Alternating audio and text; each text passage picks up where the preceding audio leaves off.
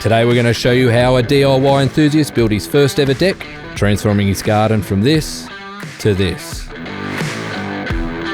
Have you ever wanted to build your dream deck but dreaded the idea of mixing concrete and digging large holes? Well, meet Ben. He's never built a deck before but came across TuffBlock, which gave him the confidence to give it a go. I work in marketing. My day is spent behind a laptop, not laying decks. This was the first deck that I ever laid. I needed something very low profile, environmentally friendly, something sustainable, something super easy to install. I really didn't want to use concrete. I wanted something Australian made, and that's what originally drew me to TuffBlock-us. Now, Ben's not a professional deck builder. Some of you out there might be professionals or done it before, but we think for a first timer he's done exceptionally well.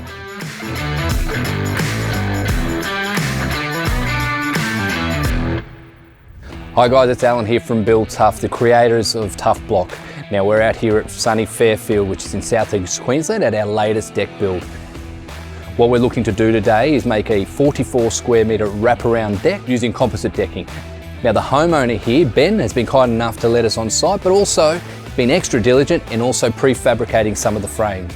We're going to use approximately 90 tough blocks to create this wonderful outdoor oasis, so I invite you to come and watch us build it.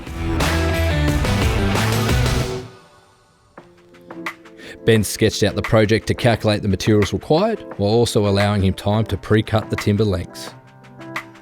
For the framing timbers, Ben has chosen a H3 treated timber. You might also want to consider priming all your cuts with a 3-in-1 primer or Eco Seal.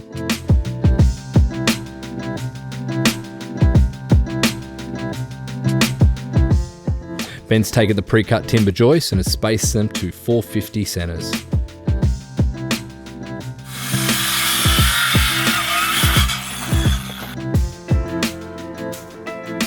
With the uneven surface at the edge of the deck, Ben's taken advantage of TuffBlock's versatility by using its 90x90 post support slot to offset the sloping ground and keep the deck nice and even. With most of the frame now in place, we move on to levelling.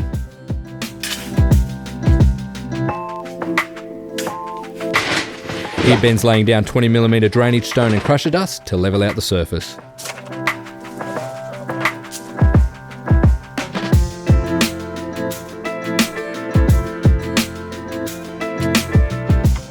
Now the weight of the joists and the decking boards will help secure the structure in place.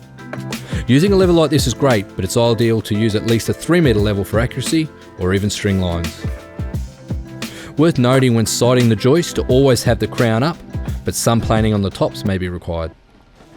Alright, so we're heading down to the, I guess you call it the right angle or dog leg of the house, where we've finished up the framing here. The framework's now done, into the home stretch, and then get onto some decking boards.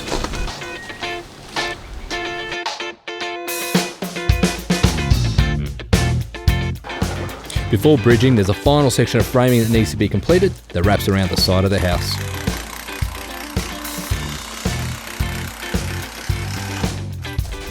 Now we want to bring the tough blocks and roughly place them on the joist to get the centres right. Yeah.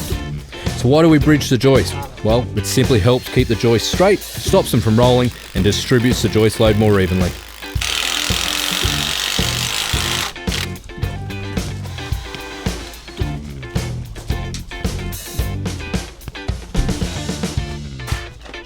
Specifically using TuffBlock-us, they're very forgiving, so you can shift and tweak and play around.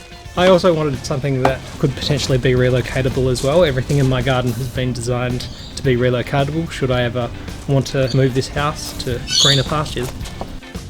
Now with the tough blocks correctly spaced at 450 centres and the deck level, we can now move on to laying the decking boards.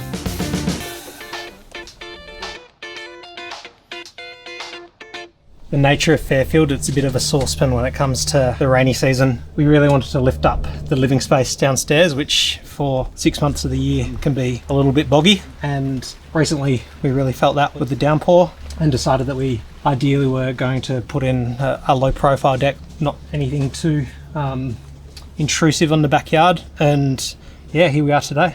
The profile compared to that of, say, a standard stirrup is, yeah, it's really enjoyable to work with, and when I came across the product, I knew it was what we needed to create that kind of low profile, non-intrusive look.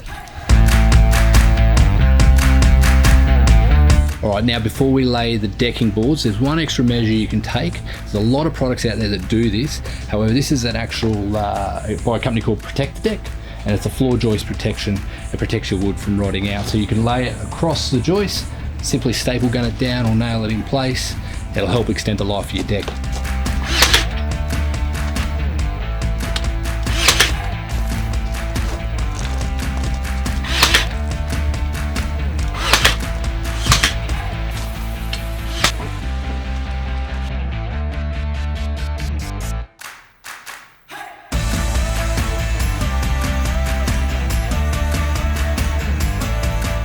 With Ben saying it's a high moisture area, he's increased these gaps to 5mm between the decking boards.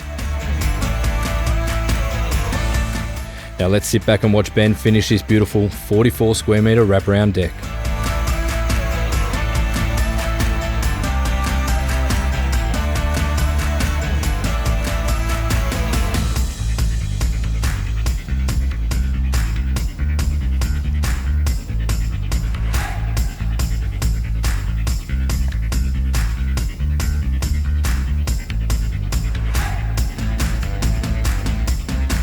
I am completely confident that this deck is going to be able to hold the weight of anything I need. Super easy to use, so no holes, no concrete, something as simple to just lay on the ground, lay out your joists, and then your decking boards go over the top of it. So yeah, super easy. Thanks for watching.